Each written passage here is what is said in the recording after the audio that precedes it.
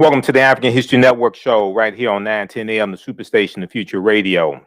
Yeah, I'm your host, Brother Michael Imhotep. It is Wednesday, January 20th, 2021.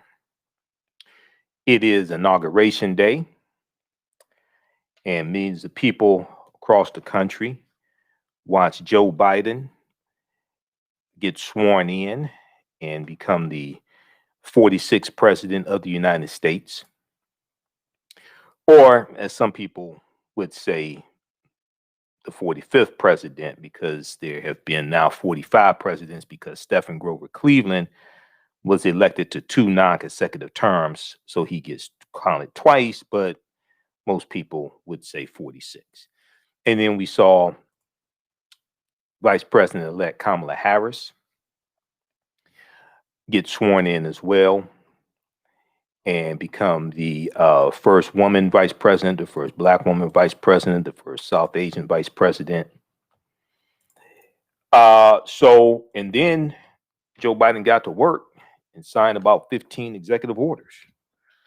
So we're going to do a recap of what took place today, what happened today. And we'll talk a little bit about those executive orders that were signed as well. Have some clips to share with you also. So a lot of people tuned in today, and I posted on our Facebook fan page, the African History Network, about this. And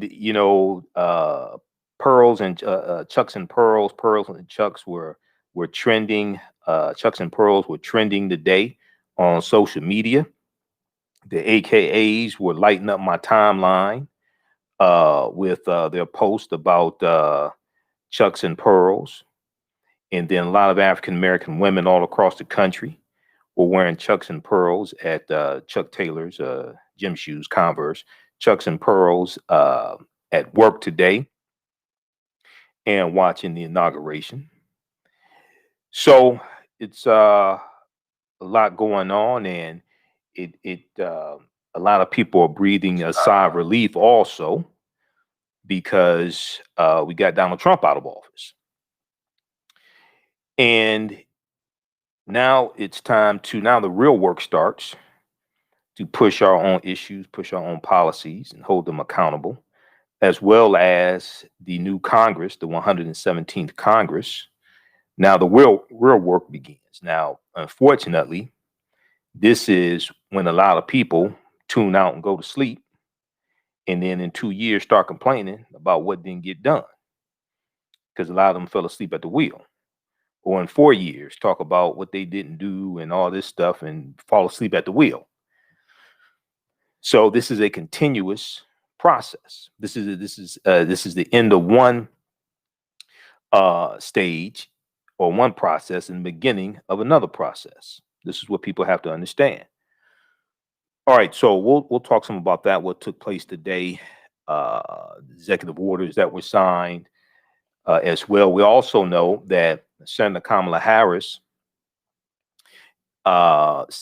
swore in Reverend Raphael Warnock and John Ossoff as new senators from Georgia, and then also swore in her replacement in the U.S. Senate as well. So now Democrats have control of the House of Representatives and the U.S. Senate, to control in the Senate from Moscow Mitch McConnell, which is definitely a good thing.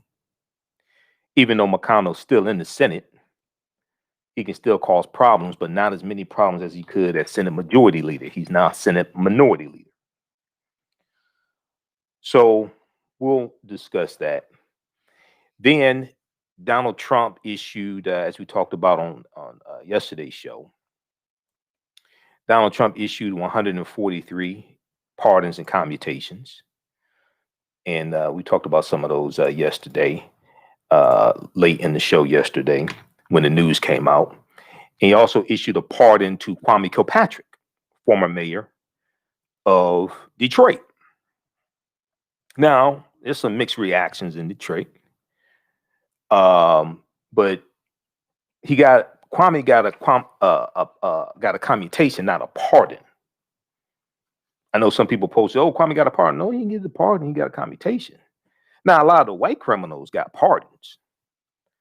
A pardon means that the the rest of your sentence is wiped out, but the charges, the convictions, are wiped off your record. They don't exist anymore, and all your rights are restored. That's a pardon. Commutation means the rest of your sentence is wiped out, but those convictions are still on your record.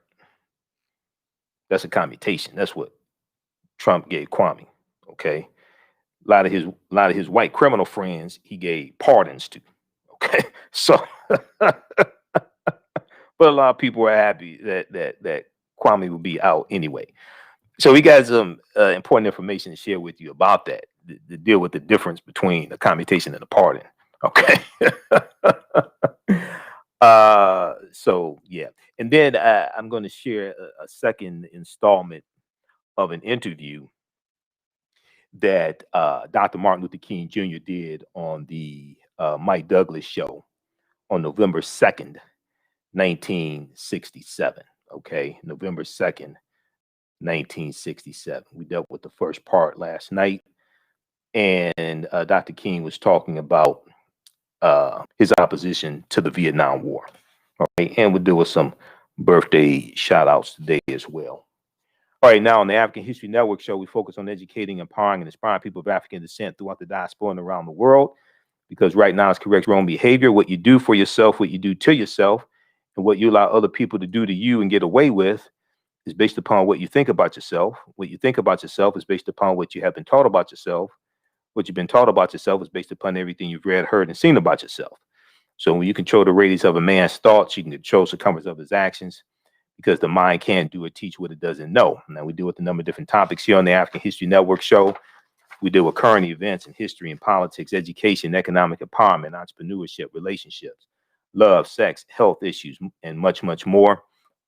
Sign up for our email newsletter. Text the word Kemet, K-E-M-E-T, to 22828 to sign up for our email newsletter. Text the word Kemet, K-E-M-E-T, to 22828 to sign up for our email newsletter.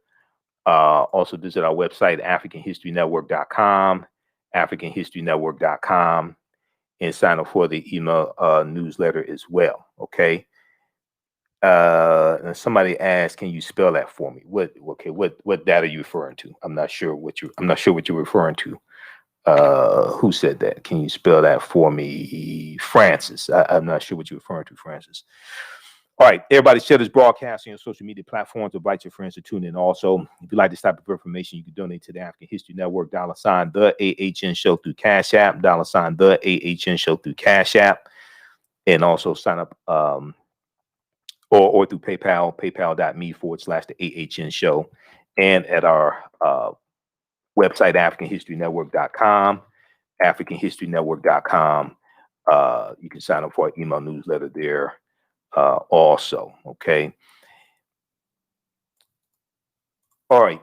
Let's see. We're coming up here on a break in a few minutes. Calling numbers 313-778-7600. 313-778-7600 is the call-in number if you have a question or comment.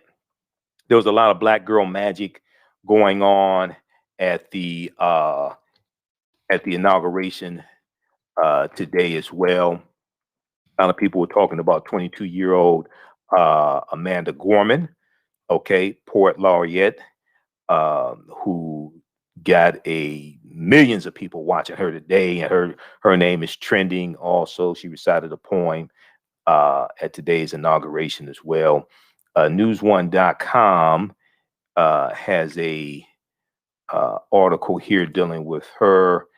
The Hill We Climb was the name of her poem. Amanda Gorman's inauguration poem has captivated America. Read it here, so you can check that out. The Hill We Climb.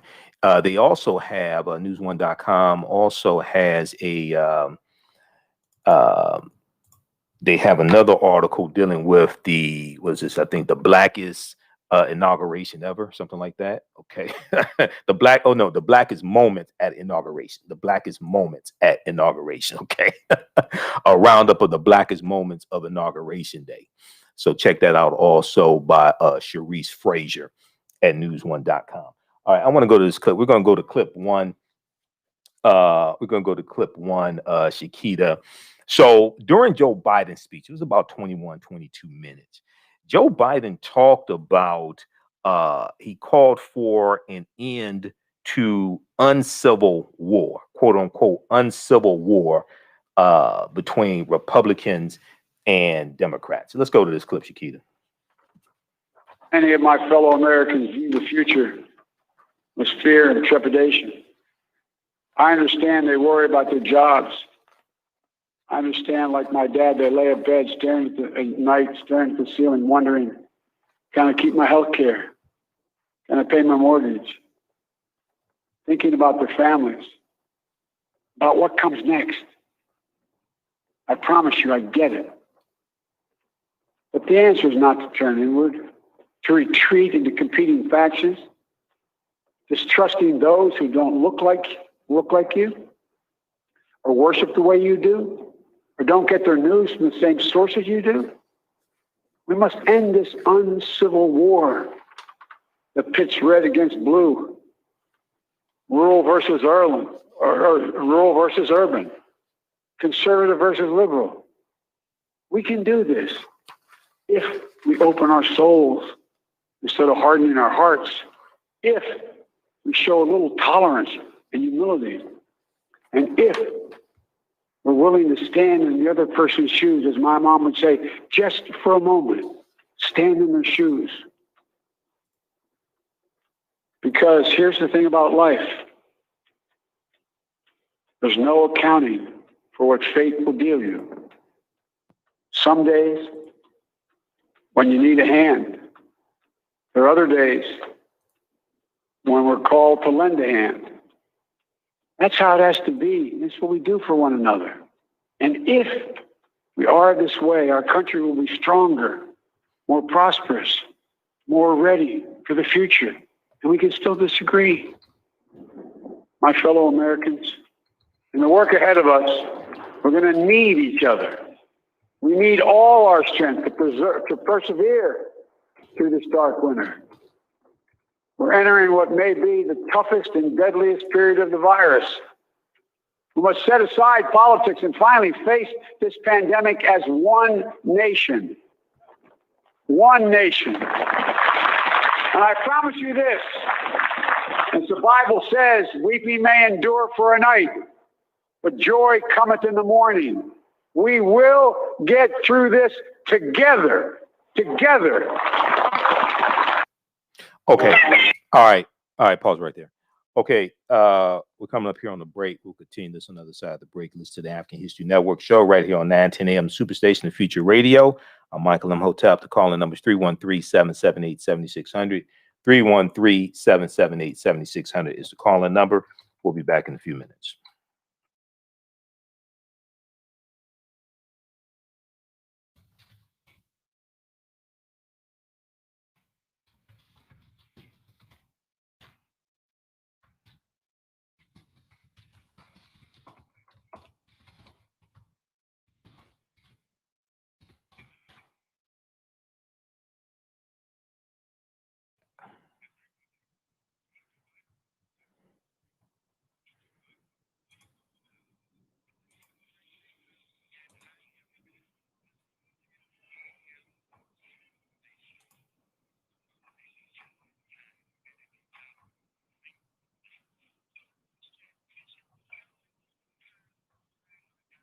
How's everybody doing? Stand by. We'll be back in a few minutes here.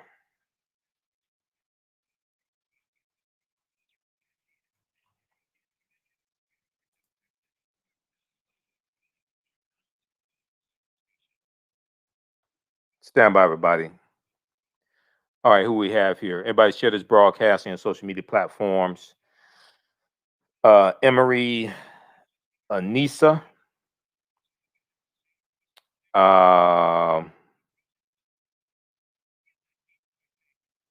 Alex, Kim, Ann,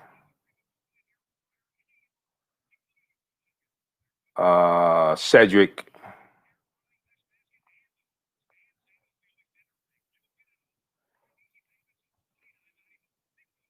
Bay.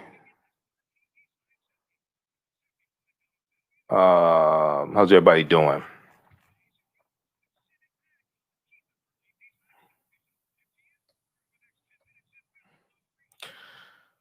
All right, everybody, we'll be back in a few minutes. Stand by. Okay, then we're going to deal with, we'll also have a clip of Dr. King on the Mike Douglas show from 1967. All right, everybody stand by.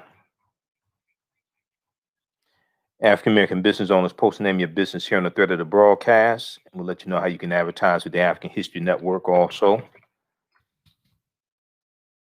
Welcome back to the African History Network show right here on 910 AM Superstation of Future Radio.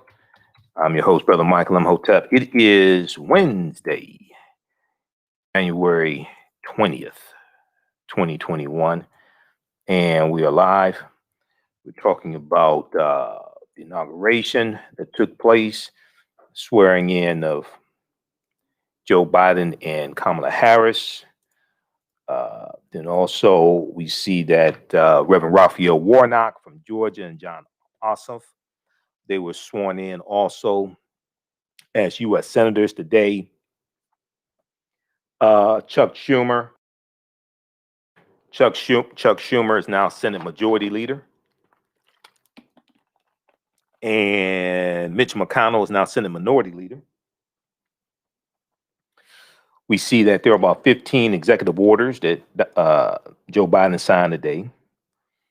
And we see Donald Trump flew off into the sunset. Okay. I'm waiting for the indictments to come Trump's way. So right before the break, we shared an excerpt of the speech that Joe Biden gave today. And then also, let's see, we have a clip of the swearing in of Kamala Harris. Let's go to clip 2, Shakita.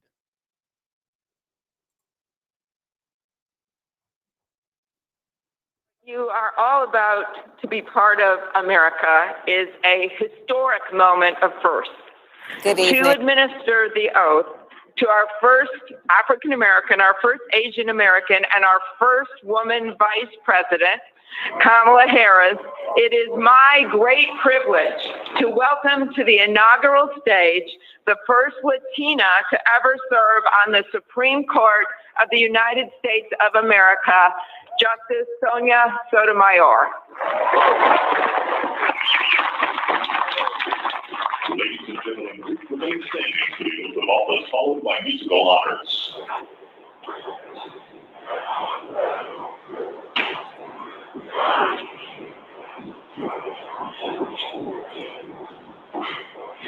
Please raise your right hand and repeat after me. I, Kamala Daisy Harris, do solemnly swear.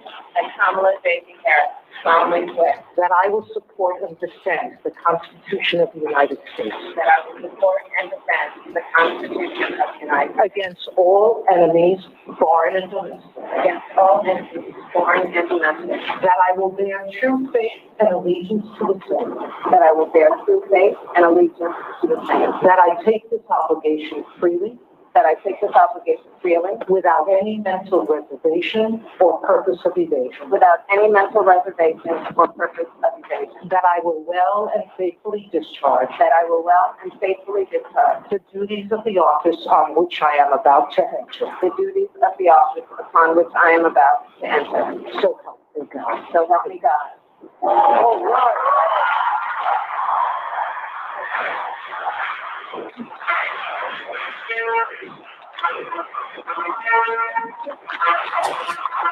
All right, pause it right there. I just sent you, pause it right there, Shakita. Pause it right there. All right, thank you. Okay, I just sent you another clip. Kamala Harris' first speech as vice president. Okay, so at noon today, we know Joe Biden was sworn in as the nation's 46th president, completing a tumultuous transfer of power in a time of unprecedented troubles for the nation. And also, we see Kamala Harris was sworn in as well. With new First Lady Jill Biden by his side, Joe Biden took his oath of office using a Bible that has been in his family since 1893. Then on the west front of the U.S. Capitol, the site of a deadly insurrection just 2 weeks ago, Joe Biden issued a call to unite a bitterly divided America. He said we must end the uncivil war that pits red against blue, rural versus urban, conservative versus liberal. We can do this if we open our souls instead of hardening our hearts. Joe Biden condemned the violence at the Capitol on January 6th when pro-Trump supporters invaded the building and delayed the congressional confirmation of Biden's victory. That confirmation, that certification by the joint session of Congress is mandated by the U.S. Constitution, as we said before. Biden said, here we stand just days after a riotous mob thought they could use violence to silence the will of the people. It did not happen. It will never happen. Not today, not tomorrow, not ever. So as Biden took the oath of office, he's confronted with crisis on multiple fronts. Most immediately, the COVID-19 pandemic that has claimed over 400,000 lives in the U.S. and Congress has to push through that $1.9 trillion coronavirus bill that he's proposing. In his first act as president, Joe Biden asked the nation to join him in a moment of silence for the victims of COVID-19 and their families. Moments before Biden took his oath, Vice President Kamala Harris made history as well. First Black woman, first South Asian woman sworn in as vice president. There was, however, a conspicuous absence in the crowd. We know Donald Trump was not there. Michael Cohen said weeks ago that Donald Trump would not be at the inauguration, and he wasn't. And I don't think anybody really missed Donald Trump there. We know Vice President Mike Pence, former Vice President Mike Pence, was there, and he was welcome to attend. So before departing, Vice President Mike Pence shared a moment with new Vice President Kamala Harris on the steps of the Capitol. This was a scaled-down inauguration that was under heavy security, as we all know. So Barack Obama was there, Michelle Obama. I'm not going to get into all the fashion and stuff like that. You can read that online. I don't have this a 1 hour show. I don't have time to get to all the fashion. Michelle Obama did look good as hell with a mask on. Okay. I was like, damn. But anyway, all right. So there were 25,000 National Guard troops providing security after the FBI warned of more potential threats in the aftermath of the attack on the Capitol. Michelle Obama was wearing clothing, I think that was from an African-American designer as well. I think I saw that. All right, so yeah, there were celebrities there, Jennifer Lopez, all this stuff. Okay, didn't get past all that. Amanda Gorman, 22-year-old, became the African-American woman, beautiful brown-skinned sister with braids, became the youngest poet to perform at a presidential inauguration. Okay, we know that Kamala Harris was escorted by Eugene Goodman, the hero who, U.S. Capitol police officer, African-American man who led the angry mob that attacked the Capitol away from the Senate chamber.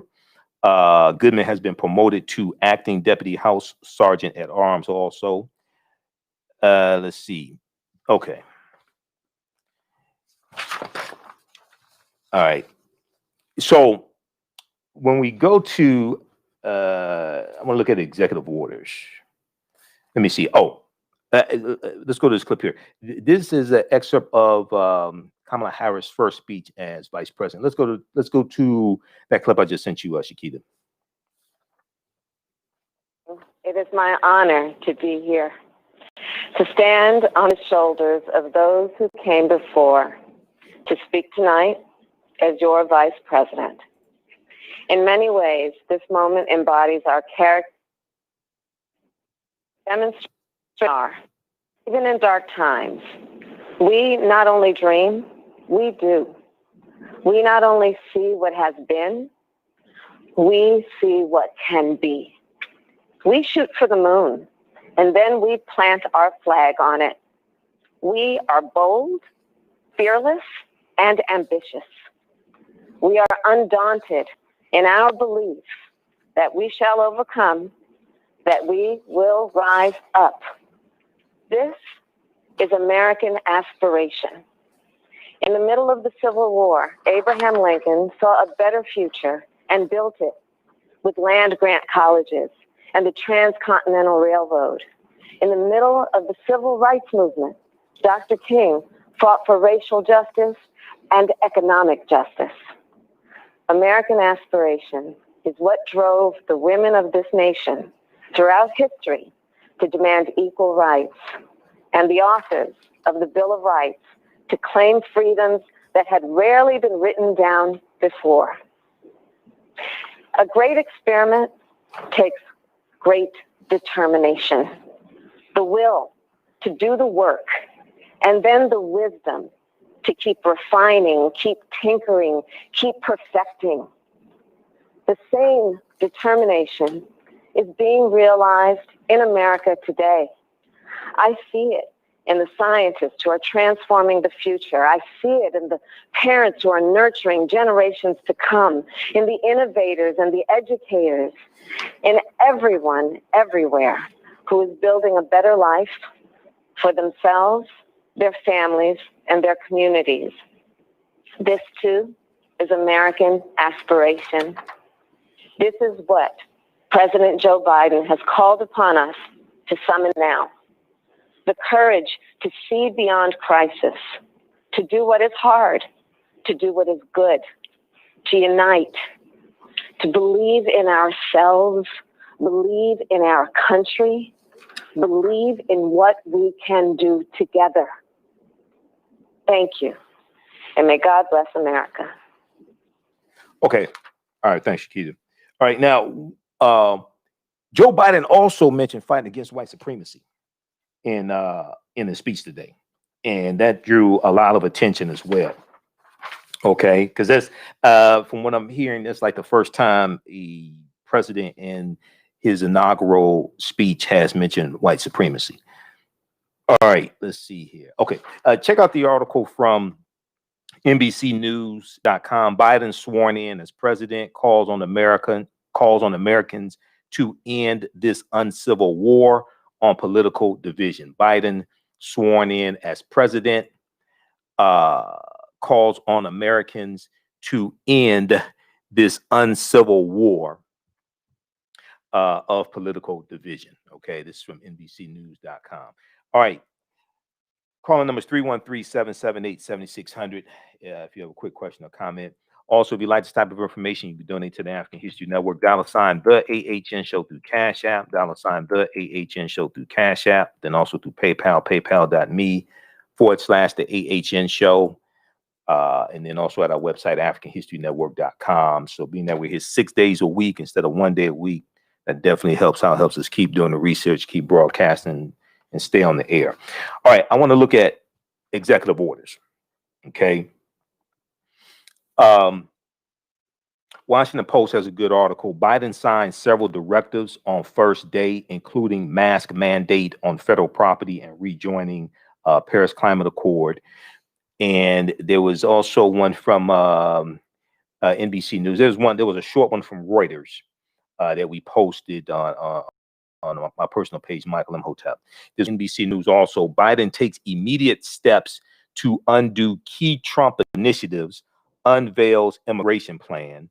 Joe Biden signed more than a dozen executive actions Wednesday when he arrived at the White House as the 46th president. Okay, I am going to, let's go to this clip here. We're going to go to clip 3, Shakita. Biden signs executive orders on mask mandate, racial equality, and rejoining Paris Accord. Let's go to this clip. Well, this is going to be the first of many communications we're going to have in here. And I thought this the State of the Nation today is no time to wait, get to work immediately. As we've indicated earlier, we're going to be signing a number of executive orders over the next several days, a week. And I'm going to start today. The compounding crisis of COVID and the COVID-19, along with the economic crisis following that, and climate crisis, racial equity issues, and, some of the executive actions I'm going to be signing today are going to help change the course of the COVID crisis, and we're going to combat climate change in a way that we haven't done so far, and advance racial equity and support other underserved communities. We're going to rebuild our economy as well. And these are just all starting points. And we're going to, in the process of rebuilding the economy, do what I said throughout the campaign and while running rebuild the backbone of the country, middle class.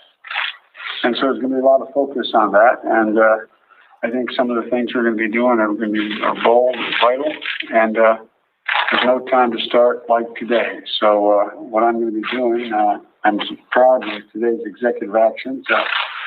I'm going to start by keeping the promises I made to the American people. Long way to go. These are just executive actions. They are important, but we're going to need legislation for a lot of the things we're going to do. And the first order I'm going to be signing here relates to COVID, and it's requiring, as I said all along, where I have authority, mandating masks be worn, social distancing be kept on federal property and interstate commerce, etc. This is the first one I'm signing. And the second one I'm signing here is the support for underserved communities, and we're going to we have to make sure we have some bedrock equity, equality as it relates to how we treat people and healthcare and other things. And we'll give you copies of these executive orders. And the third, I'm going to sign, and that's what I'm going to do while you're all here, is the commitment I made that we're going to rejoin the Paris Climate Accord as of today.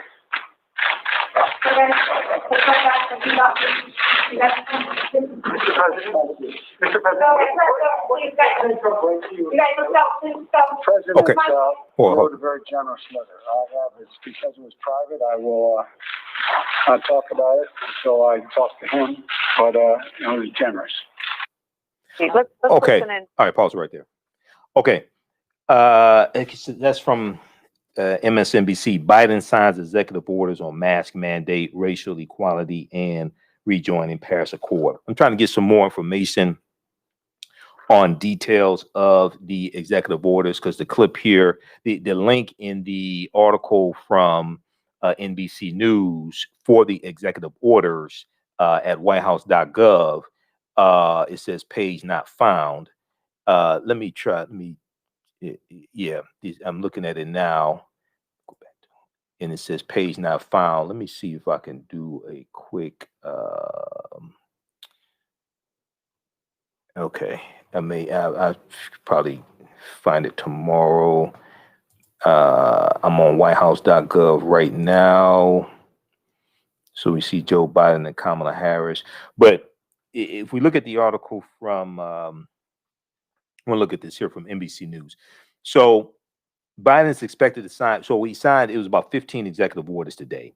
100 days masking challenge was one of the executive orders. Biden is asking every American to wear a mask in public for the next 100 days to slow the spread of COVID. He's also mandating masks be worn to all federal properties. Next, easing pandemic burdens. Biden is asking the CDC, Center for Disease Control and Prevention, to extend the federal moratorium on evictions until at least March 21st, 2021, till at least March 21st, 2021, and requesting the Department of Education extend the pause on student loan payments until at least September 30th, 2021. Next, rejoin the Paris Accord, fulfilling a campaign promise. Biden will bring the U.S. back into the International Climate Agreement and roll back a number of Trump's actions on the environment. So a number of the executive orders today dealt with reversing executive orders or policies from the Trump administration. Next, racial equality. This order is aimed at, quote, rooting out systemic racism and other barriers to opportunity from federal programs and institutions. That executive order also did away with Trump's 1776 commission. It also did away with Trump's 1776 commission, which has been condemned by many mainstream historians as an effort to rewrite America's history on racism and slavery. We talked about the 1776 commission on yesterday's show. Okay, the 1776 report that the Trump administration released on Dr. King Day, right? So we talked about that on yesterday's show. And then Joe Biden has, they've taken that off of, this is a 45-page report. They've taken it off of whitehouse.gov, and Joe Biden dissolved that commission also. There was an article from CNN that talked about that. I'm going to try to pull that one up here. That talked about the dissolving of that commission. All right. Preserve DACA. With this order, Biden will protect the Obama-era program that prevents some 700,000 so-called dreamers who were brought to the U.S. illegally as children from deportation. Biden is also proposing a sweeping immigration reform bill with an 8-year pathway to citizenship for undocumented immigrants and stopping construction on Trump's border wall. So one of the executive orders today also stopped the construction on Trump's border wall, ending the travel ban. This executive order will undo another of Trump's earliest orders by putting an end to the ban on travelers from several Muslim majority countries. Then another executive order dealt with preventing sex-based discrimination. This order prohibits, quote, workplace discrimination on the basis of sexual orientation and gender identity, end quote. All right, now, okay, so now there was one from, we'll have more information on the executive orders on tomorrow's show once I could get this information from whitehouse.gov. Let's see here. Very quickly, if we look at CNN.com, we look at the article from CNN.com dealing with the 1776 report, the removal of it. Is from Wednesday, January 20th, 2021. Biden rescinds 1776 commission via executive order. Biden rescinds 1776 commission via executive order. And let's see here. And I hate these articles from CNN. President-elect Joe Biden on Wednesday issued an executive order to dissolve the 1776 commission. A panel stood up by Donald Trump as a rebuttal to schools applying a more accurate history curriculum around slavery in the U.S. Biden's transition team announced Wednesday. It was, as we talked about on yesterday's show, the 1776 report, and the 1776 is when the Declaration of Independence was signed. This is basically looked at as a rebuttal to the 1619 project. And even though the 1619 project is flawed, like we said yesterday, still this 1776 report is just ridiculous. Okay. But it's been rescinded. The commission has been dissolved. But you can check out this article here from CNN.com. Let's see here. Let me scroll down very quickly here. So the commission has been formed as an apparent counter to the New York Times 1619 project, a Pulitzer Prize winning project aimed at teaching American students about slavery that Trump speaking last fall had called toxic propaganda. So Donald Trump called the 1619 project toxic propaganda. And usually when you have people like that, see, Trump, he didn't want to deal with the history of slavery. Didn't want to talk about that at all. Wanted to preserve Confederate monuments, preserve Confederate statues, preserve military bases named after Confederate soldiers, things like this. Okay. And as I said, the 1776 project was released on Dr. King Day.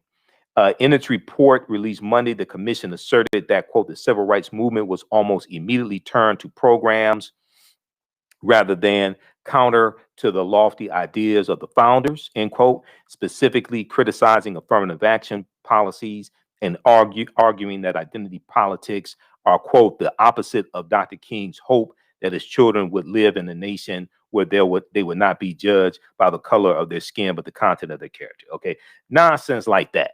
And as I said yesterday, people don't want to deal with what Dr. King's main theme of the speech. Dr. King was talking about his speech originally called Normalcy Never Again, and then it was called A Cancel Check, and then it was called I Have a Dream, because I Have a Dream is not the original name of the speech, because the speech wasn't about a dream. Dr. King was talking about dismantling white supremacy and racism. He's talking about fighting against segregation, fighting against voter suppression, fighting against Jim Crow, fighting against police brutality. These are all things he talks about in the speech, okay? Speech is about 16 minutes and some change. You got to read the speech. You go to archives.gov, or you can go to online to the King Institute at Stanford University, stanford.edu. They should have it there also. You read the speech. Don't listen to it. You have to read the speech, okay? Dr. King is dealing with all this stuff. When people try to distract and talk about a dream, they don't deal with any of those issues that Dr. King was calling America out on, and calling America out on her hypocrisy. And he was talking about holding America accountable for a promissory note given to us 100 years prior with the Emancipation Proclamation in 1863. And when we take that promissory note to the bank to deposit it or cash it, is marked insufficient funds. All right, so read the rest of this here for the sake of time. We have any callers, Shakita? Let me know. Read the rest of this article here from CNN.com. And so they dissolved the 1776 commission. Now, I don't know if they've already, I don't know if they've already planned to do this. So if it happens, I'm not trying to take credit for it, okay? I think the Biden-Harris administration should do a commission that deals with the real history of this country, something similar to the 1619 project, but much better, to actually deal with the real history of this country, because Americans are very ignorant of history. This is why you hear me talk about this study from the Southern Poverty Law Center, Teaching Hard History American Slavery, Teaching Hard History American Slavery, which documents how the history of slavery is being incorrectly taught in schools across the country. And they did surveys with about 1,000 high school seniors, but also about 1,700 social studies teachers across the country. And then it lays out all these recommendations on how to better teach the history of slavery in schools across the country. Okay, so I think they need to do need to put together a commission of historians to put together. So this was a 45-page report, the 1776 report. They need to do something like that to deal with the real history of this country, to educate people. Okay, HR 40 is not going to pass in the House of Representatives. It did. I know, talk about reparations. You got to understand the process. It's a legislative process. It's not going to pass the House of Representatives. There's not enough votes in the House of Representatives to get HR 40 passed. There are less Democrats in the 117th Congress, which is the Congress that just got sworn in January 3rd. There's less Democrats in the 117th Congress than the 116th Congress. The 116th Congress is the Congress where June 19th, 2019, you had the subcommittee hearing dealing with reparations, right? We all remember that on Juneteenth. Hell, you couldn't get it passed then because there weren't enough votes to support HR 40. I ain't talking about paying reparations. I'm talking about seeing reparations. If you can't get a bill passed to study reparations, how do you get one passed to pay reparations or distribute it, whatever the hell you want to talk about, however, whatever you whatever you decide it should be distributed, however it should be, whatever it should include. If you can't get one passed to study reparations, how do you get one passed to distribute it? There's not enough people in the House of Representatives that support reparations who will actually vote on it. It's a legislative process, which means you got to vote more people in the office that support what you want. And the Senate is even worse because the Senate is 95% white. And the Black Tea Party Republican in the Senate, Senator Tim Scott, Black Tea Party Republican from South Carolina, already said he's not voting for reparations. So this is why I explain to people, you have to understand the process, okay? But one thing I think the Biden-Harris administration should do, and it may already be in the works. I don't know. So if it happens, I'm not trying to take credit for it, but they should do a commission dealing with the real history of this country to really educate people. Because as I said numerous times before, over the past few years, America needs a massive history lesson. Okay, on Sunday's show, we dealt with the whole process that went into lying to people about history and rewriting the history of the Civil War and promoting the whole lost cause. We talked about the curriculums that were created for Southern schools. We talked about United Daughters of the Confederacy that financed curriculums, textbooks, that had after-school programs that indoctrinated children, taught them songs like Dixie and things like this to rewrite Civil War history. Well, those people grow up to be politicians. Those people grow up to have children. Those people grow up to be politicians and judges, etc. Okay, so we really have to understand that America needs a massive history lesson. And to be real brutal with you, quite honest with you, one of the reasons why you can't get HR 40 passed in the House of Representatives is because most people in the legislative branch of government really don't think a debt is owed because they've been miseducated. I speak all across the country. I'm a historian. I do lectures all across the country. Americans in general are ignorant of history. There was a study, history and government, because when I was on Roland Martin's show last Friday, because I'm a panelist on every Friday, so I'll be back on this Friday, I talked about how there was a study in 2014 that dealt with how 2/3 of Americans could not name the 3 branches of government. Okay? 2/3 of Americans could not name the 3 branches of government. And let me see if we could pull this up quickly. Then there was another one. Alabama.com had this other study that showed 20% of Americans cannot name 1 branch of government. Okay, so for instance, we look at this one here from AL.com. 1 in 5 Americans can't name a single branch of government. Okay, a recent survey. Now, this article is from September 19th, 2019. Now, the 3 branches of government, Senator Tommy Tuberville from Alabama recently could not name the 3 branches of government. I know a couple years ago, AOC, Alexandria Ocasio-Cortez, can do it, but hell, she was 29. That's bad.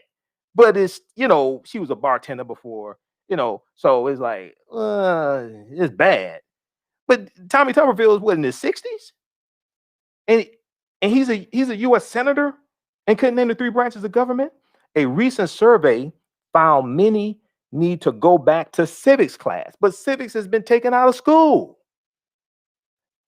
Annenberg Public Policy Center's Civic Knowledge Survey found only 2 in 5 adults, or 39%, could correctly name the 3 branches of government: executive, legislative, judicial.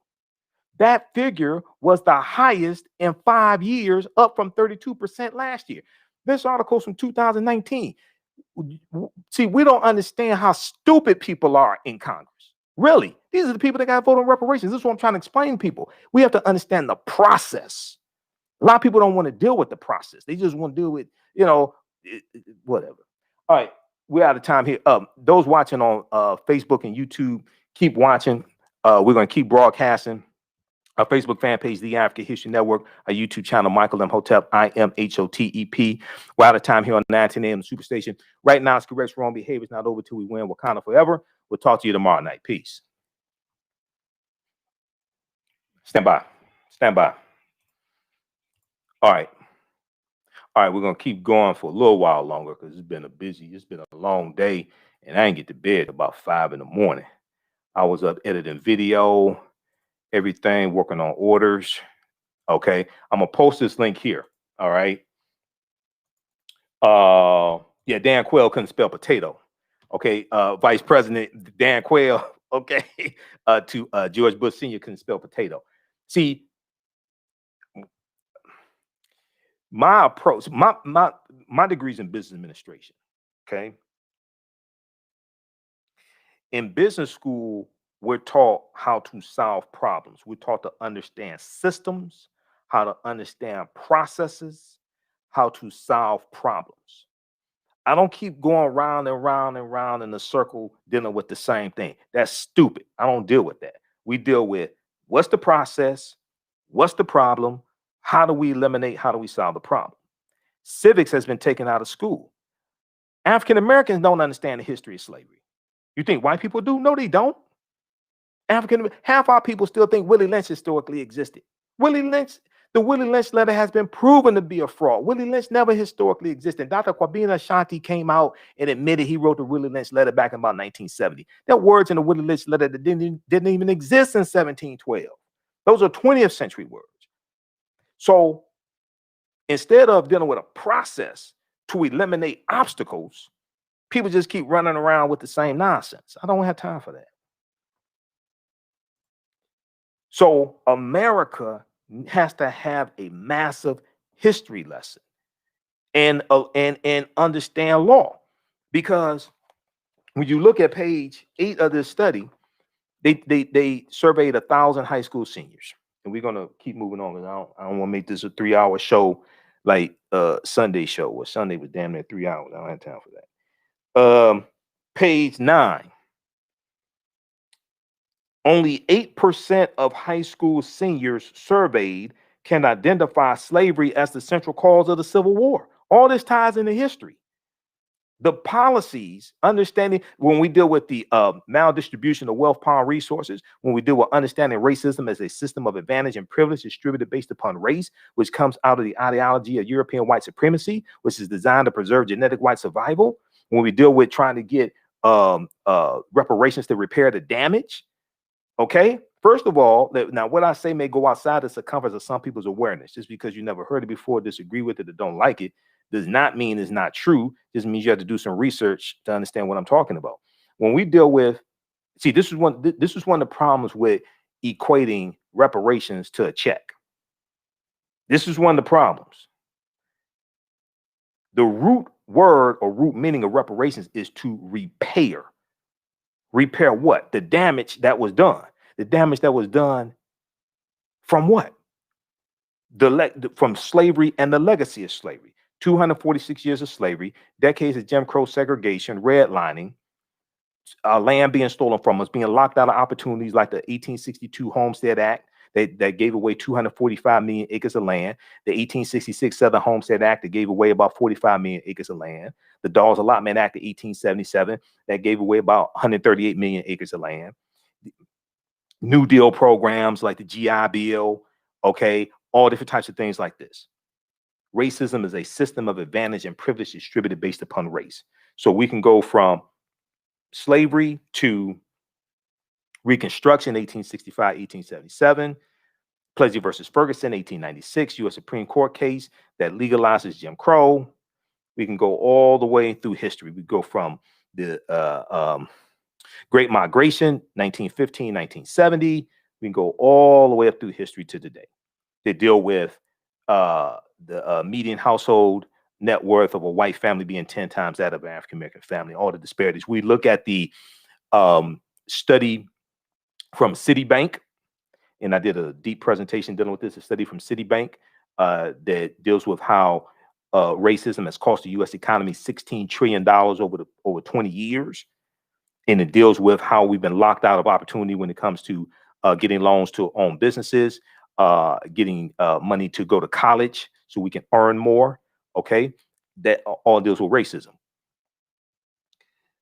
What happens is, with this study here, this shows how ignorant many people are about history. This deals with 12th graders. This deals with 12th graders in high school, seniors.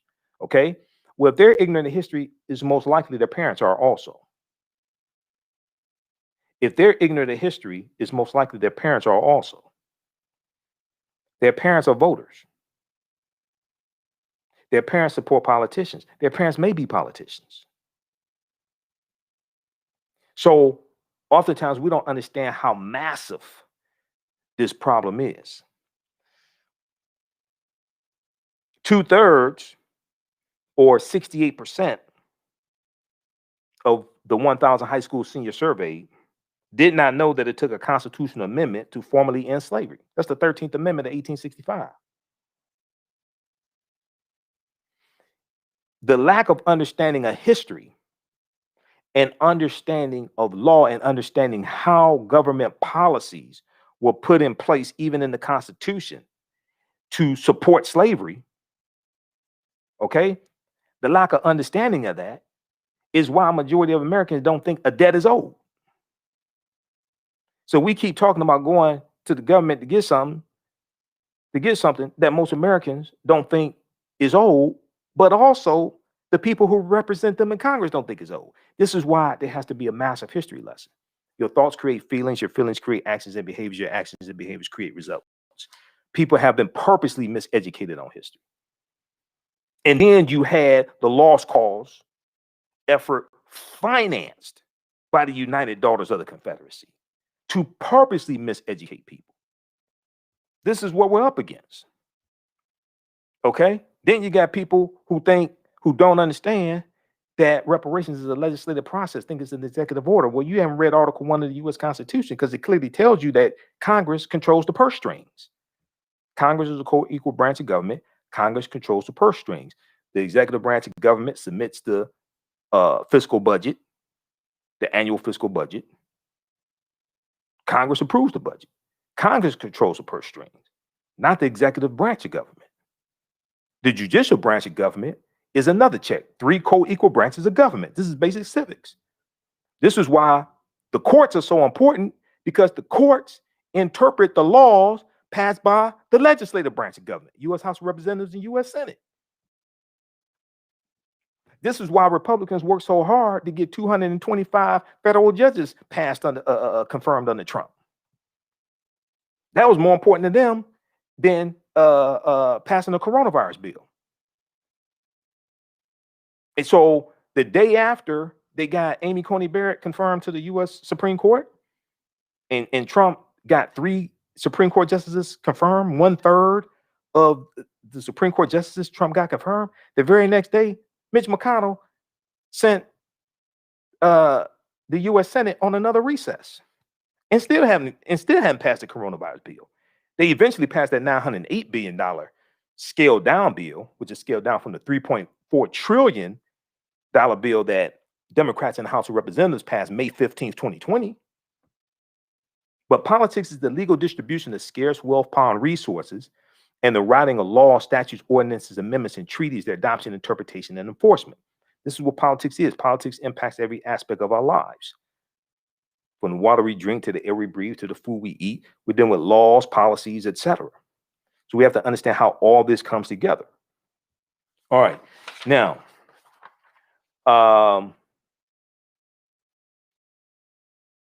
okay, let's see here.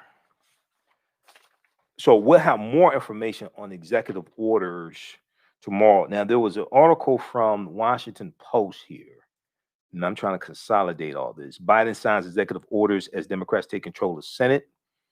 Biden signs several executive orders. Okay, let me see. This is the live updates. Let me go to the actual article here. Trump grants clemency. Just bear with me. How's everybody doing? This is why I need more than an hour for the show, but I don't want to do. I don't want to do a 2-hour show 6 nights a week. Sunday night show is 2 hours. I don't want to do. I'm already on the air 6 nights a week, but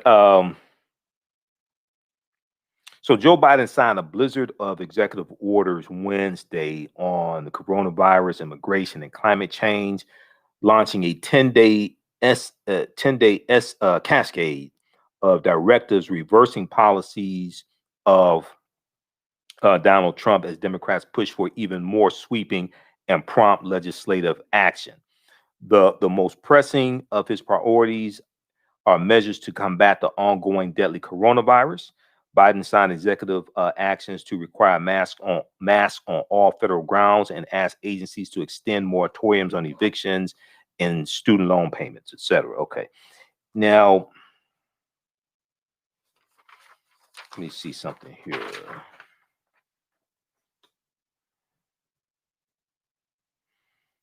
Also, I watched the White House press secretary briefing that Jen Psaki did today. And that was the first time in about 2 years I could watch a White House press secretary briefing without cursing. Because when Sarah Huckabee Sanders used to do them, oh my God, I had to stop watching. Oh my God. And then Kelly McEnany, that dumbass. But this was the first one. I mean, I watched the whole thing, didn't cuss one time. It's amazing when you have somebody who has some sense and it's not stand up there just telling a bunch of lies. All right, let's see here.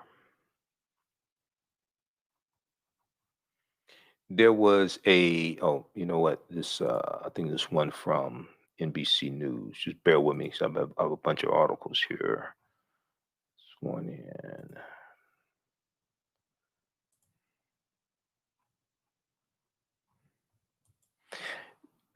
The one from NBC News, Biden takes immediate steps to undo key Trump initiatives, unveils immigration program. Okay, I gave you that title. There was, I'm trying to get more details on the executive orders, and the link they have in here is not working.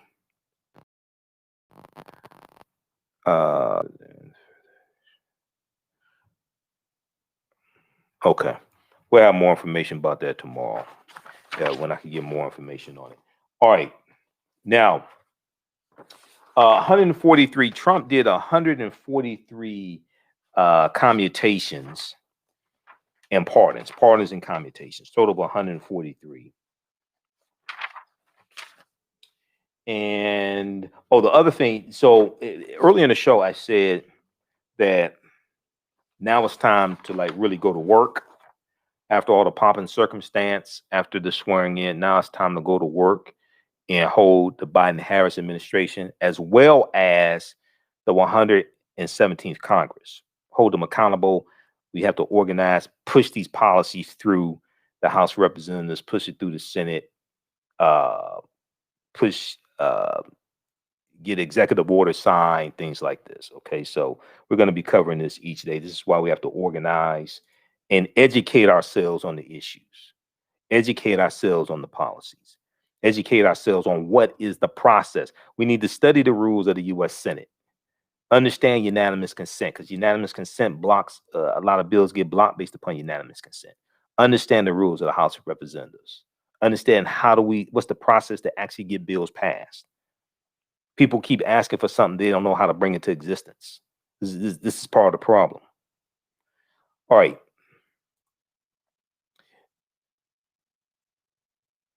Let's deal with the executive orders. We talked about this some last night.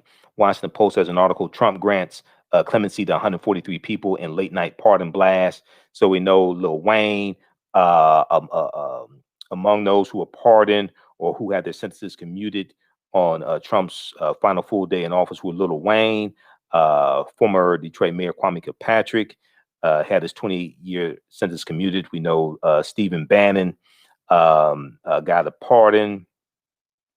His little criminal friend, Stephen Bannon. his former chief of staff and used to work in his administration.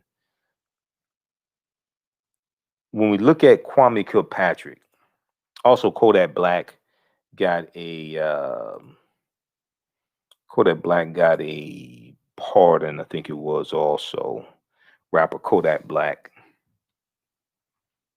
Now I hope Lil Wayne don't go out here and do something stupid again.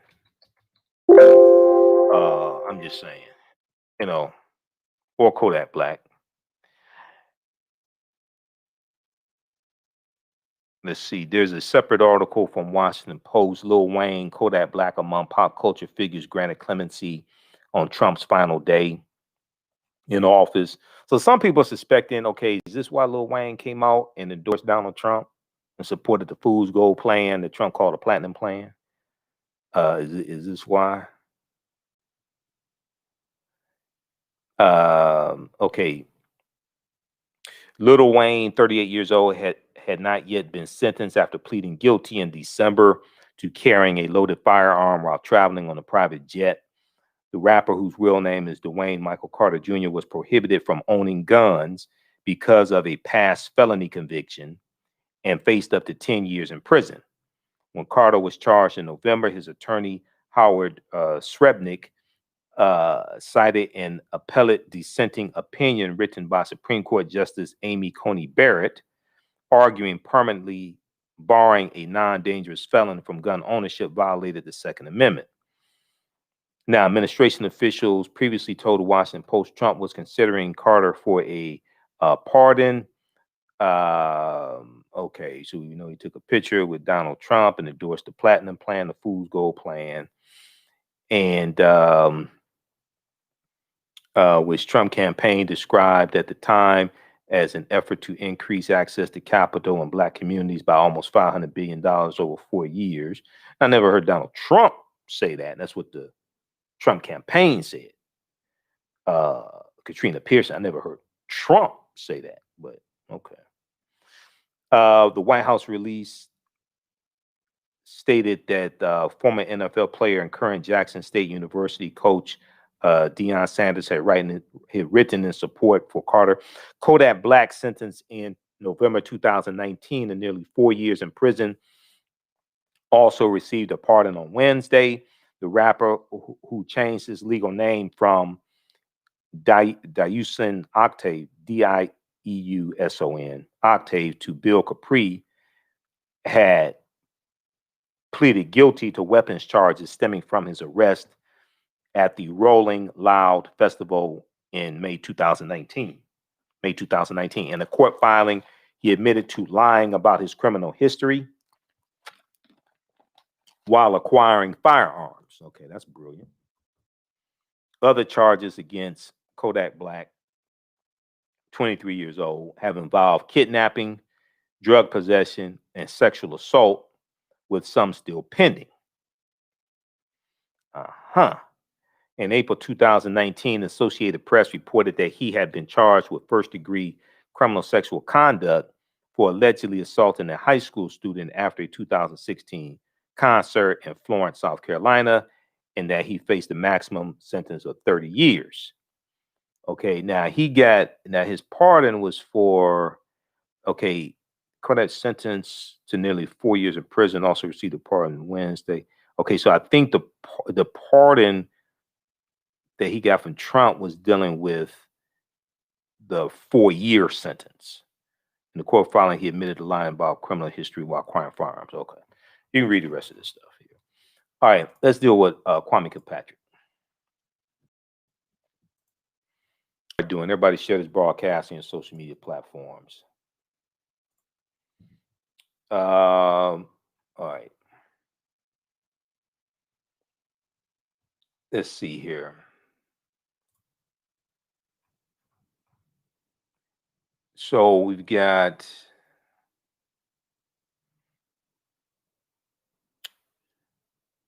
okay, WXYZ Channel 7 in Detroit has a story dealing with Kwame Kilpatrick, and then also Detroit Free Press.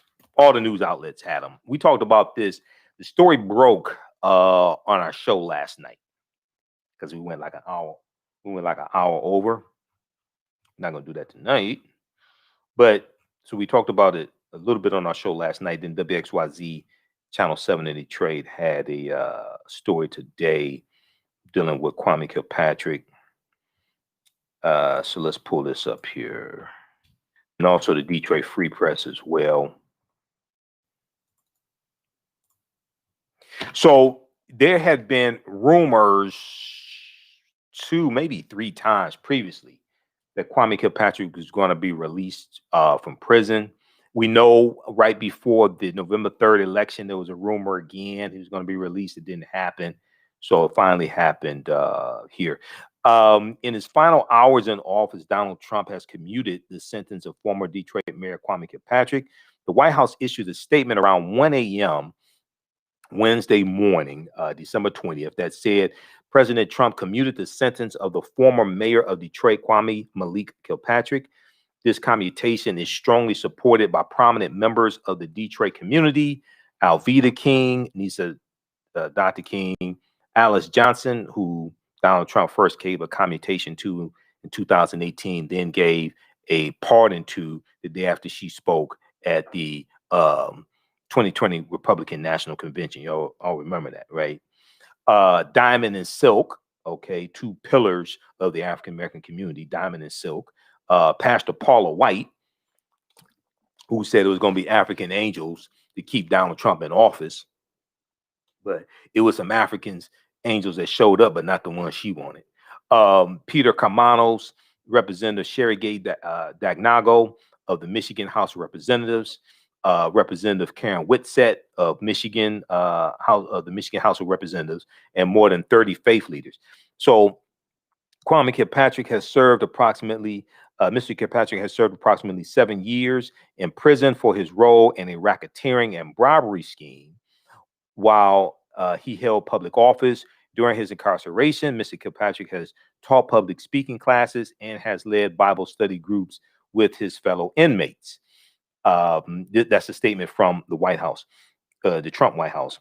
Kilpatrick, 49 years old, has served 7 years of a 28-year sentence on racketeering, extortion, bribery, and other charges related to several crimes when he was Detroit mayor from 2002 to 2008.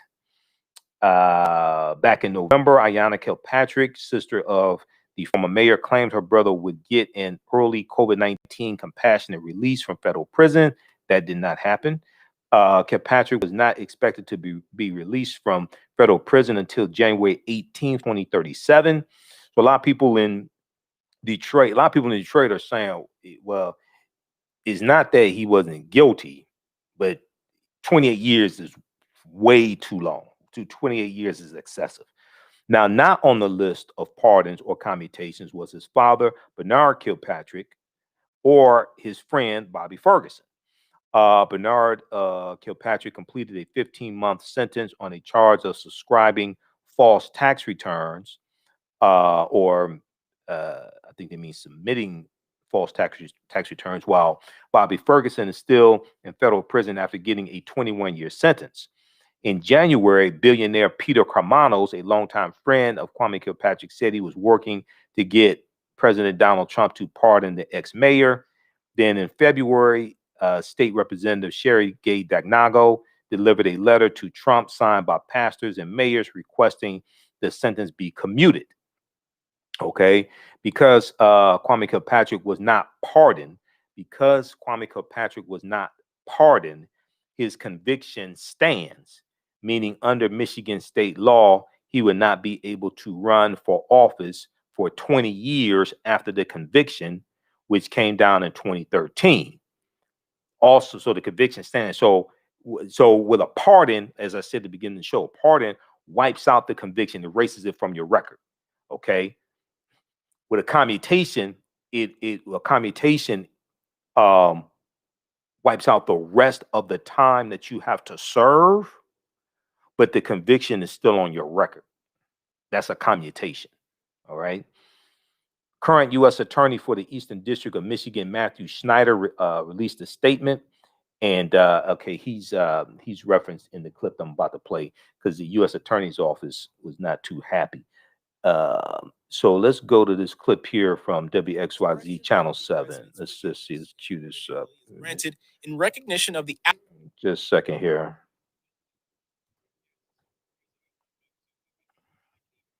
Is that the right clip? Hold on. Let me see something here. Is that the right one? All right. We'll go to this in just a second. Stand by. Okay. So here's the thing. As Trump stated in the commutation, Kwame still has to pay the $4.7 million he owes the city of Detroit. We'll go there in just a second here. Stand by. Wait. Also today, big news coming from former President Donald Trump. He commuted the sentence of former Detroit Mayor Kwame Kilpatrick. In granting clemency, Trump concluded that Kilpatrick had paid his dues and that he was not a threat to society, but still required him to pay nearly $5 million in restitution. So what's next for the former mayor? Our team coverage begins with 7 Action News reporter Jim Kirchner, who has that side of the story. Priority 1 will be reuniting with his family and his 3 sons. That's in other states. Here in Detroit, this is an election year. Kilpatrick can't run for mayor now, but he could influence the voters and back a candidate. Detroit Mayor Mike Duggan tweeting out this morning, Kwame Kilpatrick is a person of great talent who still has much to contribute. I know how close he is to his 3 sons, and I could not be happier for them being together again. This is a decision President Trump got right. The mayor declined an interview.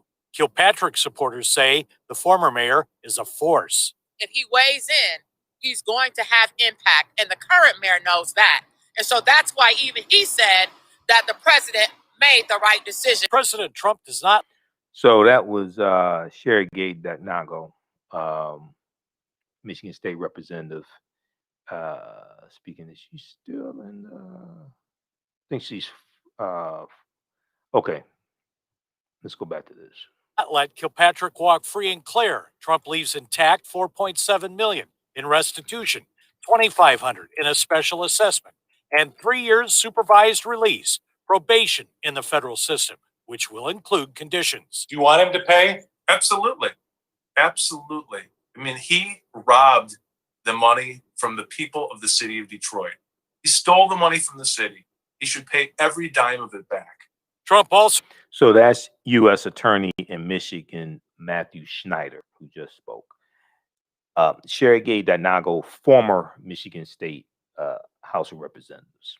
Wrote in the clemency order that the ends of justice do not require Kilpatrick to stay in prison until his projected release date of 2037. Trump said the safety of the community will not be compromised if Kilpatrick is released. In 2010, Michigan passed a constitutional amendment that bans convicted public officials from running for state or local office for 20 years. Kilpatrick has 13 more years to go. I would like to see him any leadership capacity that he would like to be in. He could run for Congress now, as a matter of fact, because that is not a federal ban. The next election for Congress is next year, 2022. In downtown, Jim Kirchner, 7 Action News. Thank you so much, Jim. Okay, so that's from WXYZ Channel 7 in Detroit. And I think there was another story they had. Okay, let's go to this. Okay, wait for that to queue up. Just a second here.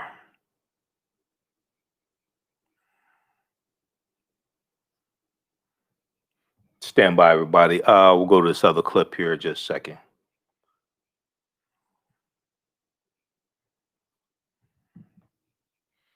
Okay, this is from this article is from January 20th, 2021, WXYZ Channel 7 in Detroit. Yeah, it's a surprise I woke up to. We've been hearing about the possibility for some form of clemency for Kwame Kilpatrick for the better part of a year now. Now, we're receiving official word from the White House via a press release that his sentence is being commuted. Information from otherwise credible sources over the past 8 months turned out to be rumors, never catching up with reality until now. Former Detroit Mayor Kwame Kilpatrick's 28-year prison sentence is being commuted after serving 7 years for a racketeering and bribery scheme while holding public office, a decision issued by President Trump overnight, the same day he is to leave office. According to the U.S. Department of Justice, a commutation means Kilpatrick's sentence will be lessened, either partially or completely, but does not remove the conviction. A pardon represents, quote, an expression of the president's forgiveness and ordinarily is granted in recognition of the applicant's acceptance of responsibility for the crime, end quote. In a release, the Trump administration states, quote, this commutation is strongly supported by prominent members of the Detroit community, Alveda King, Alice Johnson, Diamond and Silk, Pastor Paulo White, Peter Carmanos, State Representatives Sherry Gay Danyogo, Karen Whitsett, as well as more than 30 faith leaders, end quote. Okay. Oh. Pardons and 70 commutations. Kilpatrick's co-defendant body, as well as more than 30 faith leaders, end quote. Now, the president issued 73 pardons and 70 commutations. Kilpatrick's co-defendant, Bobby Ferguson, was not on that list. Reporting live this morning, Darren Cunningham, 7 Action News. All right. Okay. So that's from WXYZ Channel 7 in Detroit. Okay. Now, somebody asked about the link to debunking the Willie Lynch letter. Go to manuandpim.com, manuandpim.com. That's Professor Manu Ampim. He's a historian. He's a friend of mine. He has 3 essays there, Death to the Willie Lynch letter. I've interviewed them. We've done an entire show where we go through and break down the Willie Lynch letter, show how it's a fraud. You have words in the Willie Lynch letter like, first of all, the syntax from early 18th century in England, the British syntax is different than 20th century syntax sentence structure in the U.S. There's numerous clues to show it's a fraud. Let's see here. It's on the Urban Myths. Go to Manu, M-A-N-U, manuandpim.com. Let's see here. Let's turn this on. And then we've done, I guess I have to re-air the, and I've done lectures on the Willie Lynch letter, also go through and show you, break it down, show you how it's a fraud. You have words in there like self-refueling, which is a 20th century word, not 18th century. Okay. And the other thing is, when you study history, you don't read about a Willie Lynch, who was a British slave owner that taught English colonists how to maintain slaves. Willie Lynch doesn't exist in history. When you actually study history, Willie Lynch doesn't exist in history. Now, in the 19th century, there was a Captain Willie Lynch. That's somebody entirely different. You know, we fall for a lot of this just simple Simon nonsense. All right. So go to manuandpim.com. I just interviewed him back in June, July, when we talked about the passing of Representative John Lewis, and we talked about Kwame Ture and the Black Power movement and things like this, and comments that Bill Clinton made at John Lewis' funeral about Kwame Ture and the Black Power and the movement going in the wrong direction for a few years. Now, what people didn't realize is that's how John Lewis felt. John Lewis felt the movement went in the wrong direction. That's something we talked about. I'm like, you know, people may get mad at Bill Clinton for saying it, but Bill Clinton was good friends with John Lewis. That's how John Lewis felt. John Lewis wasn't a Black Power person or a black. John Lewis left SNCC when he lost the chairmanship to Kwame Ture, because SNCC was going in another direction and embracing Black Power. Black Power comes out of SNCC. Black Power comes out of SNCC. This is before the Black Panther Party for Self-Defense was founded in October 1966 by Bobby Seale and Huey P. Newton. Okay. All right. So if we go here, go to publications, go to Urban Myths, Death of the Willie Lynch Speech, essays 1, 2, and 3. Essay 1 is extensive. You can read this yourself. He goes through, breaks all this stuff down. He's a historian. I mean, a lot of the tactics that are talked about in Willie Lynch's speech, that's not even what they use when you actually study history. Not what you think happened. what actually happened. Okay. So we'll post this link here. He has 3 essays. Go read this. Because Willie Lynch letter is proven to be a fraud. And to see this is the example I'm talking about. People up here trying to get reparations don't understand history, don't even understand how to make the legal arguments for what it is they want. This is why I said America needs a massive history lesson. Okay, America needs a massive history lesson. They don't teach etymology in their schools. Maybe not in vocabulary class when maybe not necessarily teach it as a separate class. But you go to the dictionary. If your children have vocabulary in their language arts classes, when they go to the dictionary, first of all, get a dictionary that deals with the etymology, the word origins. Okay. And if you go to Merriam-Webster online, when you look up definitions of the words, they have the etymology of the words there also. Okay. All right. Let's see here. Okay. So everybody check all this stuff out here. And check out Manu and Pim and Google his name or my name. It'll come up with the interviews I've done with him as well, because we did an extensive one. He also wrote a book called Death to the Willie Lynch Speech or Letter, or something like that. I think it was as well. All right. I want to go quickly here to this last one. Okay. Birthday shout outs. Questlove of the Roots. Which day was his birthday? Because we didn't get a chance. We ran out of time on yesterday's show. Didn't get a chance to talk about it. January 20th, 1971. Okay. So Questlove turns 50 years old today. Musician and music journalist Amir Khalib Thompson. He is the drummer and joint frontman for the Grammy Award-winning band The Roots. The Roots have been serving as the in-house band for The Tonight Show, starring Jimmy Fallon since February 17th, 2014. Questlove is also one of the producers of the Broadway musical Hamilton. He is the co-founder of OK Player and OK Africa. Additionally, he is okay. So those are publications. I didn't know Questlove. So when I saw this today, I just found out that Questlove was the co-founder of that. OK Africa is a Nairobi-based. Crime is the first example of streaming platform. OK Africa is a digital media platform dedicated to African culture, music, and politics, founded in 2011 by Vanessa Ruble, Wuble, and Jenny Suss, Suss, as a sister site to the Roots frontman Questlove's OK Player.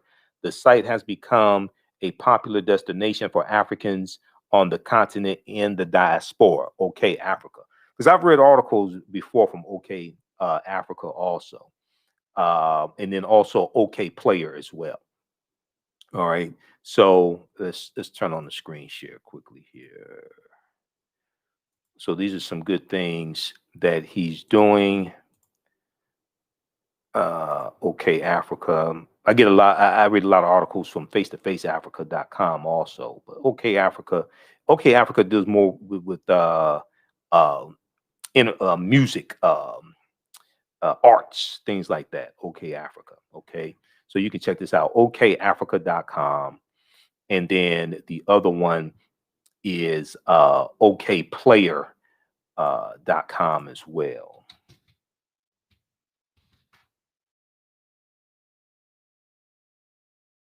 Okay, okplayer.com. Yeah, because I've read content from them also.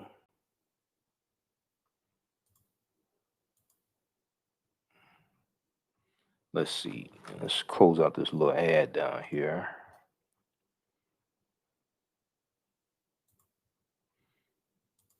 Let's look at okplayer.com.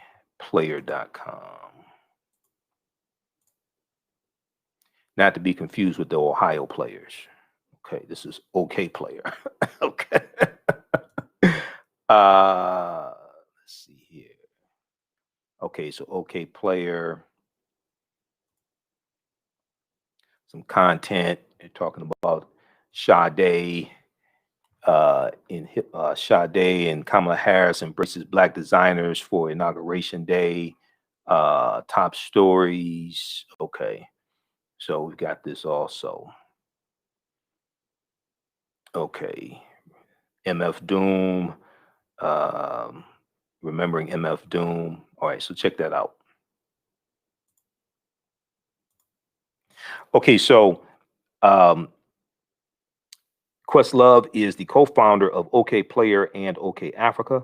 Additionally, he is an adjunct instructor at the Clive Davis Institute of Recorded Music at New York University. Okay, so that information comes from the National R&B Music Society, Inc., the National R&B Music Society, Inc., and then there were some other birthdays we did not get a chance to acknowledge. Okay, Margaret Avery Young from The Color Purple.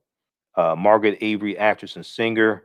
She began her career appearing on stage and later has had starring roles in films including Cool Breeze, which was Which Way Is Up, Scott Joplin, and The Fish That Saved Pittsburgh. And let me see, was that hold on, was that her? No, there was another woman I was thinking of.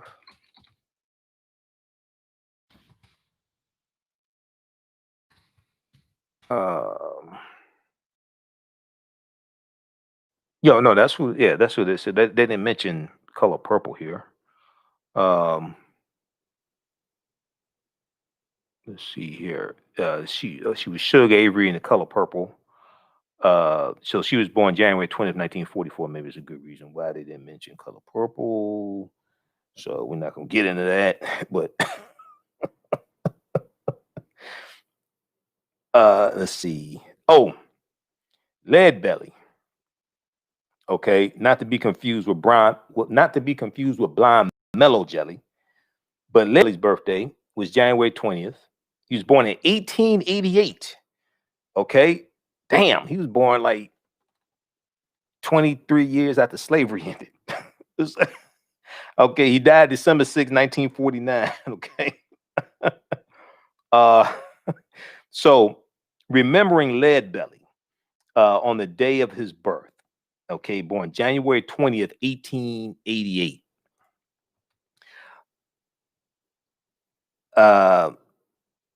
His name was Huddy William Ledbetter. Huddy William Ledbetter. He was a folk and blues musician notable for his strong vocals, virtuosity on the 12-string guitar, and the folk standards he introduced. He is best known as Lead Belly, not to be confused with Blind Mellow Jelly. I Want My Daddy's Records Back on Sanford and Son. Though many releases credit him as Lead Belly, he himself, many releases credit him as Lead Belly as one word, Leadbelly, as one word. He himself wrote it as two words, Lead Belly, Lead, capital Belly, which is also the spelling on his tombstone and the spelling used by the Lead Belly Foundation. I never heard of the Lead Belly Foundation. Okay, now Lead Belly songs covered a wide range of genres and topics, including gospel music, blues, blues about women, liquor, prison life, and racism, and folk songs about cowboys, prison, work, sailors, cattle herding, and dancing. He also wrote songs about people in the news, such as President Franklin Delano Roosevelt, Adolf Hitler, John Harlow, Jack Johnson, first African-American heavyweight champion Jack Johnson, the Scottsboro Boys, and Howard Hughes.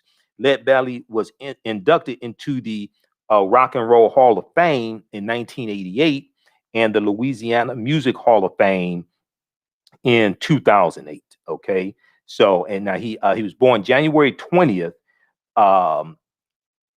January 20th, 1888. January 20th, 1888, he was born, and he passed away on December 6th, 1949. All right, so happy birthday also to the great Lead Belly. And then Angela Winbush. Now, we posted this on January 18th. Angela Winbush turned 66 on January 18th, and she was born in 1955. The singer, songwriter, musician who rose to fame in the 1980s. R&B duo, first with the R&B duo Renee and Angela, also scoring hits as a solo artist. To date, Angela Wimb has sold over 10 million albums and singles worldwide. Before performing in 1977, Renee Moore, the brother of Rufus Bobby Watson, played with the brothers Johnson. Angela Winbush had sung backup vocals for Dolly Parton, Lenny Williams, and Gene Carn. Now, Renee and Angela had their first R&B hit for Capitol Records in 1980 and proceeded to have 7 other hits over the next 3 years. In 1985, the duo switched to Mercury Records, where they had the #1 hit, Save Your Love for #1, with their first single from the album, Street Called Desire. Over the next year, the group Renee and Angela had 3 other top 10 hits, including the #1 single, Your Smile, and the #2 single, You Don't Have to Cry, before pursuing solo careers in the mid-'80s. So also happy birthday to Angela Winbush, born January 18th, 1955. All right. Okay, then all Sean Wayans of the Wayans family, born January 19th, 1971. He turned 50 years old as well. He's the brother of Marlon, Keenan, Ivory Wayans, Damon Wayans Sr., etc.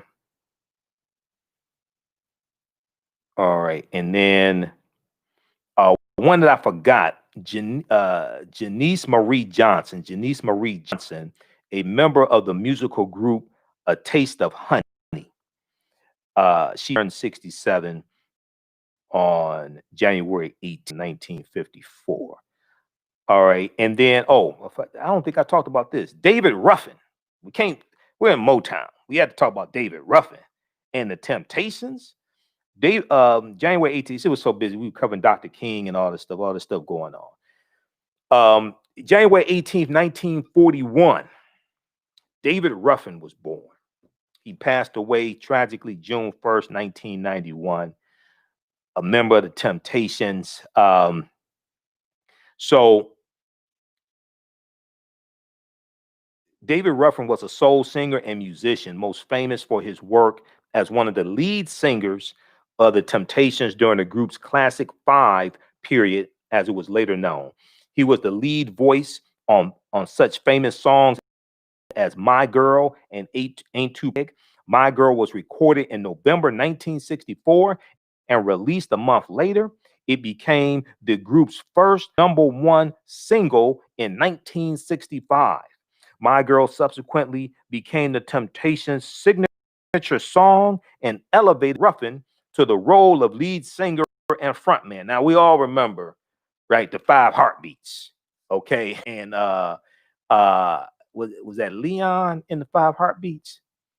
Okay, we all remember his character. I think that was, I always get them mixed up, but I think that was Leon, right? He was like I think Leon was the David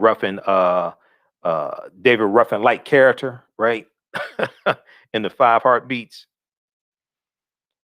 Let's see here, and let's let me post this again here.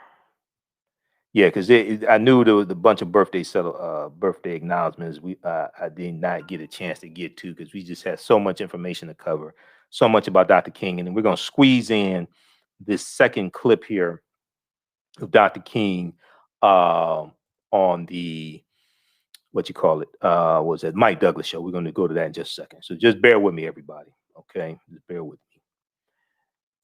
And then I'll be back on Roland Martin Unfiltered on Friday. Friday is a very busy day. I do this show at 11 p.m. and do Roland's show at 6 p.m.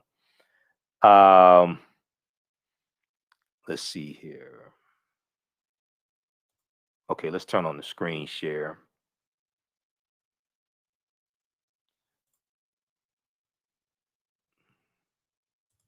So people ask, how do we hold them accountable? Okay, well, I encourage people to download the document called Indivisible at indivisibleguide.com and Google Indivisible. And Indivisible, I've talked about that a number of times here. Okay, Indivisible deals with how it was a document put together by former congressional staffers. And they looked at the tactics that the Tea Party used to block initiatives from President Obama. And they put together a document to fight against the Trump administration. Okay, I've talked about that many times. I have a copy of it in my backpack. And let's see here. So one of the things they do, they teach you how to interact with your member of the House of Representatives, with your member of the U.S. Senate, how to put pressure on them. They have form letters there. They teach you how to communicate with them, how to push your agendas. So back during, and I first found out about it from the Rachel Maddow show. Okay. And back during,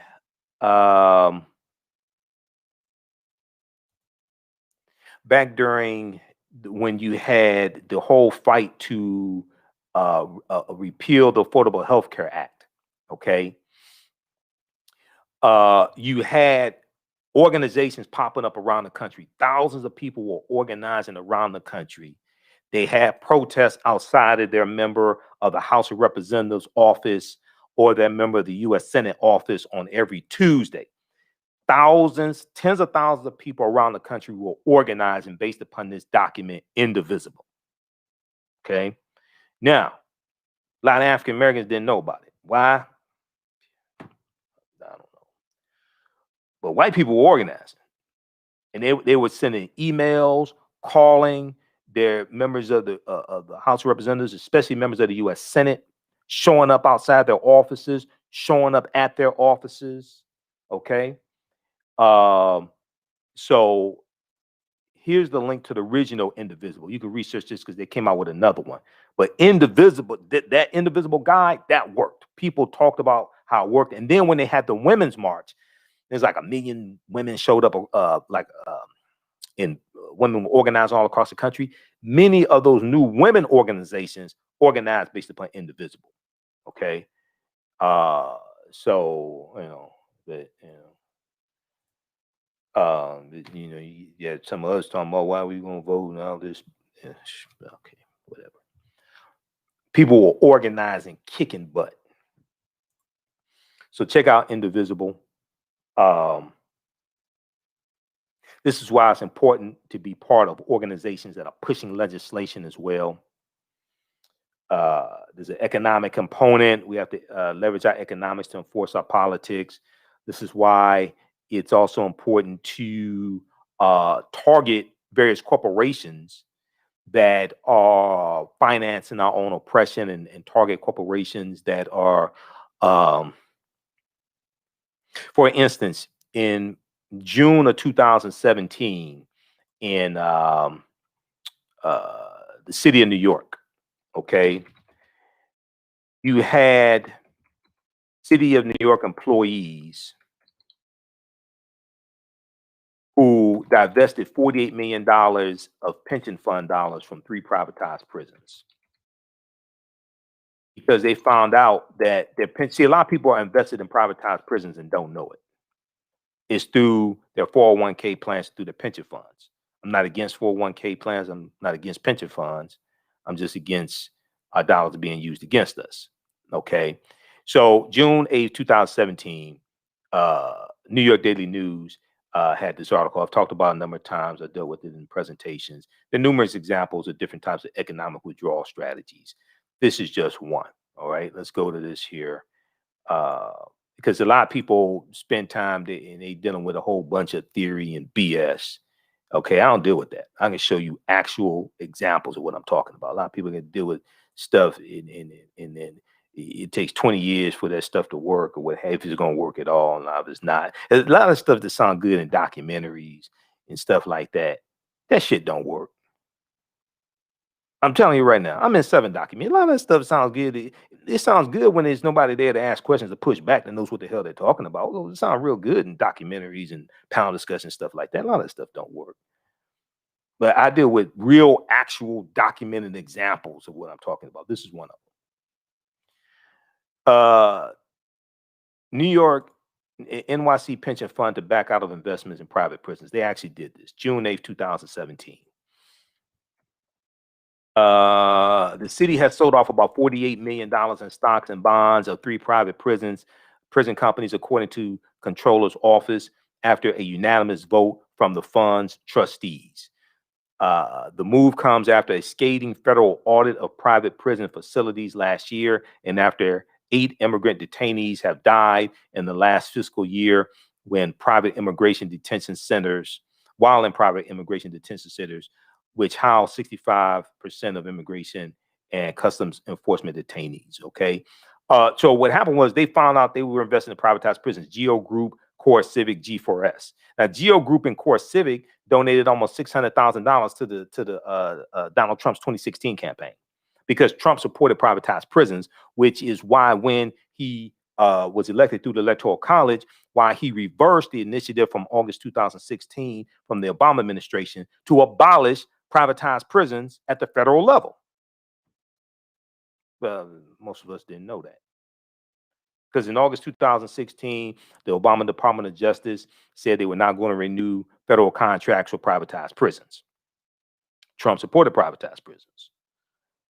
So this is why a lot of these privatized prison companies, Core Civic and Geo Group, were getting massive contracts to house migrant workers coming to house migrants coming across the southern border. And when you go research this, and I have, because I deal with this in some of my lectures, see, private prisons were losing money under the Obama administration because the U.S. prison population dropped to its lowest point in 20 years in December 2015. And the prison population of African Americans dropped from 40% to about 34% as well. They were losing money under President Obama. When Trump got in office, and it was in about February of 2017, Jeff Sessions, Trump's first attorney general, reversed that initiative from the Obama administration. The stock price of Core Civic and Geo Group jumped that day that announcement was made. Follow the money. All right. So we're talking about David Ruffin quickly here. Let's go back to this. David Ruffin and the Temptations. His birthday was January 18th.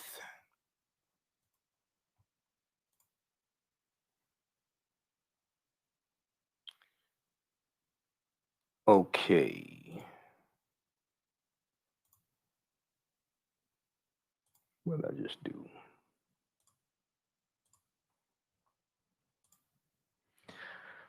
All right, so January 18th, 1941. Now, My Girl was recorded in November 1964 and released a month later. It became the group's first #1 single. It became the group's first #1 single in 1965. My Girl subsequently became the Temptations' signature song and elevated David Ruffin to the role of lead singer and frontman. The follow-ups to My Girl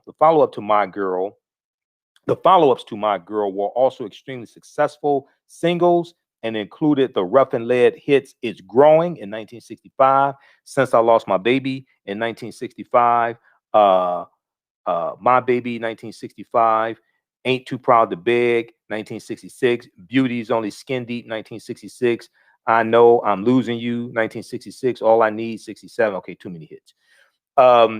So Ruffin also shared lead vocals on the 1967 hit You're My Everything with Eddie Kendricks. The tall 6'3" David Ruffin's passionate and dramatic performances endeared him to the Temptations audience and fans, according to Otis Williams. David Ruffin is the founder of the Temptations. David Ruffin, playfully nicknamed Ruff by the group, was a natural comedian and a hardworking singer when he first joined the group. Ruffin's most notable non-vocal contribution to the Temptations was the masterminding of their trademark four-headed microphone stand. The masterminding of their trademark four-headed microphone stand. This enabled the other members to sing and do their dances without having to crowd around one microphone while the lead singer would sing into a separate microphone. Okay. All right. So rest in peace, David Ruffin, and happy birthday, also born January 18th, 1941. All right. Okay, let's go to this clip here from this is November 2nd, 1967. Okay. Dr. King was on the Mike Douglas show. Mike Douglas was a talk show host. What the hell just happened? Mike Douglas was a talk show host in the 1960s and 70s. He had a TV talk show, the Mike Douglas show. We shared the first excerpt of this clip on Tuesday's show. Okay. And here is part two. This is November 2nd, 1967, a few months before Dr. King's assassinated. And they're talking about Dr. King's opposition to the Vietnam War. All right. Also, if you like this type of information, you can donate to the African History Network, $ the AHN Show through Cash App, $ the AHN Show through Cash App. Also through PayPal, paypal.me/the AHN Show, paypal.me/the AHN Show, and at our website, AfricanHistoryNetwork.com. And also African American business owners, post the name of your business here on the thread of the broadcast. Email us at customerservice@AfricanHistoryNetwork.com or AHNShow@AfricanHistoryNetwork.com. Because sometimes when we respond to you, it goes to voicemail. I mean, not voicemail. It goes to junk mail. Okay, so you can also email us at AHNShow@AfricanHistoryNetwork.com. We'll let you know how you can advertise with the African History Network. Okay, I want to go to the second clip here in this interview. Committed to civil rights in the beginning. Truly committed to civil rights in the beginning. Dr. King, Carl Rowan, our former ambassador to Finland, has said that your statements against Negro participation in the war have, and I quote, alienated many of the Negro's friends and armed the Negro's foes. What is your comment on that statement? Well, I'm sorry to have to disagree very vigorously with Mr. Rowan on that.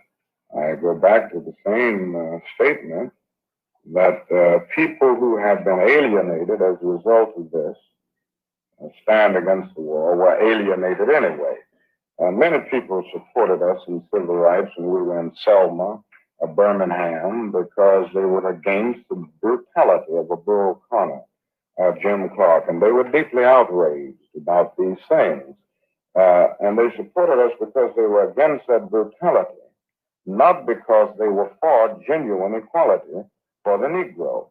And if anybody's been alienated, it's been because they were really not absolutely committed to the ideal of genuine equality for the Negro. And any little excuse that comes along, they will use that. But the basic thing is that they were not committed anyway.